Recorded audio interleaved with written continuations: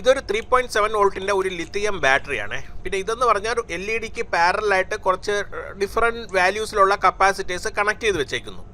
ഇതിനകത്തെന്ന് പറഞ്ഞാൽ ഒരു 100 micro farad കപ്പാസിറ്ററാണ് LED പാരലായിട്ട് കൊടുത്തേക്കുന്നത്.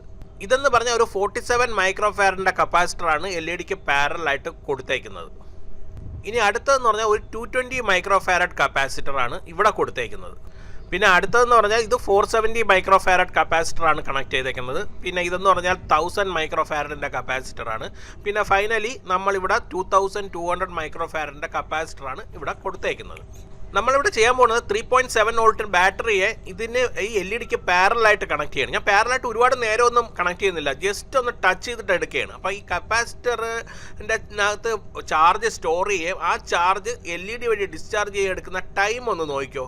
ഇത് 47 മൈക്രോ ഫാരഡ് കപ്പാസിറ്ററാണ് നമ്മൾ യൂസ് ചെയ്യണത്. നമുക്ക് കാണുമ്പോൾ അറിയാം ഒന്ന് ചാർജ് ആയിട്ട് ഒന്ന് ഫെയ്ഡ് ആയിട്ട് അങ്ങ് അണയുന്നത്. വളരെ പെട്ടെന്ന് തന്നെ അത് അണഞ്ഞു പോകുന്നുണ്ട്. കാരണം എന്ന് വെച്ചാൽ ഈ 47 മൈക്രോ ഫാരഡിൽ വളരെ കുറച്ച് ചാർജ് മാത്രമേ സ്റ്റോർ ചെയ്യാൻ പറ്റുള്ളൂ.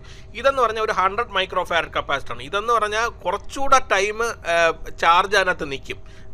പിന്നെ എൻ്റെ അനുഭവത്തിൽ നിന്ന് മനസ്സിലായ ഒരു കാര്യം എന്ന് പറഞ്ഞാൽ യൂസ് ചെയ്യുന്ന കപ്പാസിറ്ററിൻ്റെ ക്വാളിറ്റിയും എത്രമാത്രം ചാർജ് സ്റ്റോർ ചെയ്യുന്ന അതിനെ ഡിപ്പെൻഡ് ചെയ്തിരിക്കും.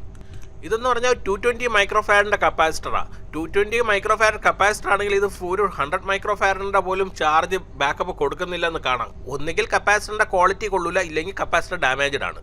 പിന്നെന്ന് പറഞ്ഞാൽ ഞാൻ കറണ്ട് ലിമിറ്റിംഗ് റെസിസ്റ്റർ ഒന്നും LED സീരീസ് ആയിട്ട് കൊടുത്തിട്ടില്ല. ഇനി കറണ്ട് ലിമിറ്റിംഗ് റെസിസ്റ്റർ കൊടുത്താൽ ഇതിലും കൂടുതൽ നേരം ഈ LED കത്തിക്കൊണ്ടിരിക്കും. ഇതെന്ന് വെച്ചാൽ കപ്പാസിറ്ററിലെ ചാർജ് ഇമ്മീഡിയറ്റ് ആയിട്ട് ഡിസ്ചാർജ് ആയി പോവുകയാണ് LED വഴി. അതുകൊണ്ടാണ് പെട്ടെന്ന് ഇങ്ങനെ ഫെയ്ഡ് ആയി അണയുന്നത്.